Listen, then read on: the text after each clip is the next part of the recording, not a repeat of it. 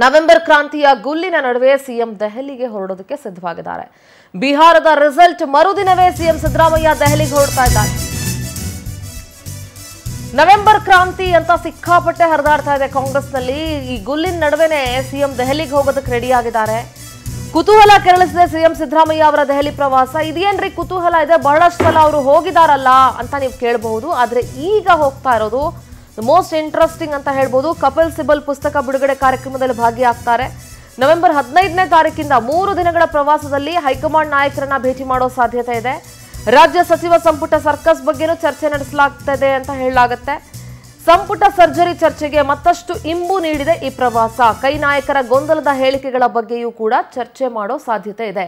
ಒಬ್ಬೊಬ್ರು ಒಂದೊಂದು ಸ್ಟೇಟ್ಮೆಂಟ್ ಕೊಡ್ತಾ ಇದ್ದಾರೆ. ಅವ್ರು ಸಿಎಂ, ಇವ್ರು ಸಿಎಂ, ಆ ಕುರ್ಚಿ ಬದಲಾವಣೆ, ಈ ಕುರ್ಚಿ ಬದಲಾವಣೆ, ನವೆಂಬರ್ ಅಲ್ಲಿ ಬದಲಾಗುತ್ತೆ, ಅದಾಗುತ್ತೆ, ಇದಾಗುತ್ತೆ ಅಂತ. ಸೊ ಇದೆಲ್ಲದರ ಬಗ್ಗೆ ಕೂಡ ಹೈಕಮಾಂಡ್ ಜೊತೆ ಚರ್ಚೆ ಮಾಡುವಂತ ಸಾಧ್ಯತೆ ಇದೆ. ಎಸ್, ನಮ್ಮ ಪ್ರತಿನಿಧಿ ರೂಪೇಶ್ ನೇರ ಸಂಪರ್ಕದಲ್ಲಿ ಜಾಯ್ನ್ ಆಗ್ತಿದ್ದಾರೆ. ರೂಪೇಶ್, ಈ ಹಿಂದೆ ಮುಖ್ಯಮಂತ್ರಿಗಳು ಹಲವು ಬಾರಿ ದೆಹಲಿಗೆ ಹೋಗಿ ಬಂದಿದ್ರು ಕೂಡ ಈ ಬಾರಿಯ ಪ್ರವಾಸ ಬಹಳ ಕುತೂಹಲಕಾರಿಯಾಗಿದೆ. ಯಾಕೆಂದ್ರೆ 3 ದಿನಗಳ ಪ್ರವಾಸವನ್ನ ಕೈಗೊಂಡಿದ್ದಾರೆ. ಅನೇಕ ವಿಚಾರಗಳನ್ನ, ಪಕ್ಷಕ್ಕೆ ಸಂಬಂಧಪಟ್ಟಂತ ವಿಚಾರಗಳನ್ನ ಹೈಕಮಾಂಡ್ ಜೊತೆ ಚರ್ಚೆ ಮಾಡುವಂತ ಸಾಧ್ಯತೆ ಇದೆ. ಇದ್ರ ಬಗ್ಗೆ ಹೇಳೋದಾದ್ರೆ ರೂಪೇಶ್. ನಿಜ ಸಿಂಧು, ಯಾಕಂತ ಹೇಳಿದ್ರೆ ಇಲ್ಲಿ ಹೈಕಮಾಂಡ್ ಪಕ್ಷಗಳು, ಯಾಕಂದ್ರೆ ರಾಷ್ಟ್ರೀಯ ಪಕ್ಷಗಳು ನಾಯಕರು ದೆಹಲಿಗೆ ಹೋಗ್ತೀರಂತ, ಅದು ಕೂಡ ಸಿಎಂ ಡಿ.ಸಿ.ಎಂ ದೆಹಲಿಗೆ ಹೋಗ್ತೀರ ಅಂತ ಹೇಳಿದಾಗ ಒಂದ್ ದೊಡ್ಡ ಮಟ್ಟಕ್ಕೆ ಚರ್ಚೆ ಆಗುತ್ತೆ. ಯಾಕಂತೇಳಿ ಚರ್ಚೆ ಆಗುತ್ತೆ. ಖಾಸಗಿ ಕಾರ್ಯಕ್ರಮಗಳಿದ್ರೆ ದೊಡ್ಡ ಮಟ್ಟಕ್ಕೆ ಚರ್ಚೆ ಆಗೋದಿಲ್ಲ. ಆದ್ರೆ ಖಾಸಗಿ ಕಾರ್ಯಕ್ರಮ ಜೊತೆ ಹೈಕಮಾಂಡ್ ಭೇಟಿಗಳಿದ್ದಾಗ ಈ ವಿಚಾರ ದೊಡ್ಡ ಮಟ್ಟಕ್ಕೆ ಸದ್ದು ಮಾಡುತ್ತೆ. ಅದು ಕೂಡ ಒಂದಿಷ್ಟು ರಾಜಕೀಯದ ಸ್ಥಿತ್ಯಂತರ ಕಾಲದಲ್ಲಿ ಸಿಎಂ ಸಿದ್ದರಾಮಯ್ಯ ದೆಹಲಿಗೆ ಹೋಗ್ತಾ ಇದ್ದಾರಲ್ಲ, ಇದು ಕೂಡ ಚರ್ಚೆ. ಯಾಕಂದ್ರೆ ನವೆಂಬರ್ ಕ್ರಾಂತಿ ಅಂತೇಳಿ ಎಲ್ಲಾ ಚರ್ಚೆ ಮಾಡ್ತಾ ಇದ್ರು. ನವೆಂಬರ್ ಕ್ರಾಂತಿ ಅಂತೇಳಿ ಏನು ಅಂತೇಳಿ ವ್ಯಾಖ್ಯಾನ ಮಾಡ್ಲಿಕ್ಕೆ ಯಾರು ಕೂಡ ಆಗ್ತಾ ಇಲ್ಲ.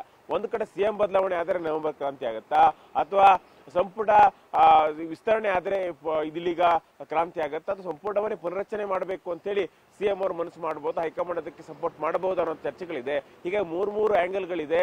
ಹೀಗಾಗಿ ಇಲ್ಲಿ ನವೆಂಬರ್ 15ಕ್ಕೆ ಸಿಎಂ ಸಿದ್ದರಾಮಯ್ಯವರು ಕಪಿಲ್ ಸಿಬಲ್ ಅವರ ಪುಸ್ತಕ ಬಿಡುಗಡೆ ಕಾರ್ಯಕ್ರಮ ಇದೆ. ಆ ಪುಸ್ತಕ ಬಿಡುಗಡೆ ಕಾರ್ಯಕ್ರಮದಲ್ಲಿ ದೆಹಲಿಯಲ್ಲಿ ಇರ್ತಾರೆ.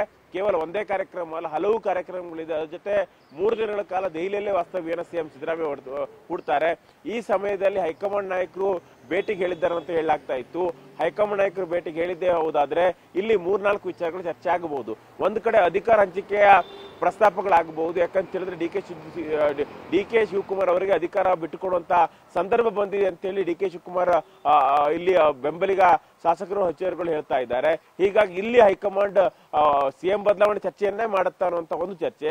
ಅದಾದ ಬಳಿಕ ಸಂಪುಟ ವಿಸ್ತರಣೆ ಆಗಬೇಕು ಅಂತೇಳಿ, ಯಾಕಂತ ಹೇಳಿದ್ರೆ ಈಗ ಇಬ್ರು ರಾಜೀನಾಮೆ ಕೊಟ್ಟಿದ್ದಿದೆ. ಅದಾದ ಬಳಿಕವಾಗಿ 2 ವರ್ಷ ಆದವರು ಅಧಿಕಾರ ಬಿಟ್ಟುಕೊಡ್ಬೇಕು ಹಿರಿಯರು.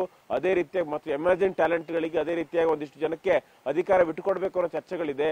ಅದೇ ರೀತಿಯಾಗಿ ಇಡೀ ಸಂಪುಟವನ್ನೇ ಬದಲಾವಣೆ ಮಾಡಿ ಒಂದಿಷ್ಟು ಪ್ರಯೋಗವನ್ನು ಮಾಡಬೇಕು ಅನ್ನೋ ಚರ್ಚೆಗಳು ಕೂಡ ಇದೆ.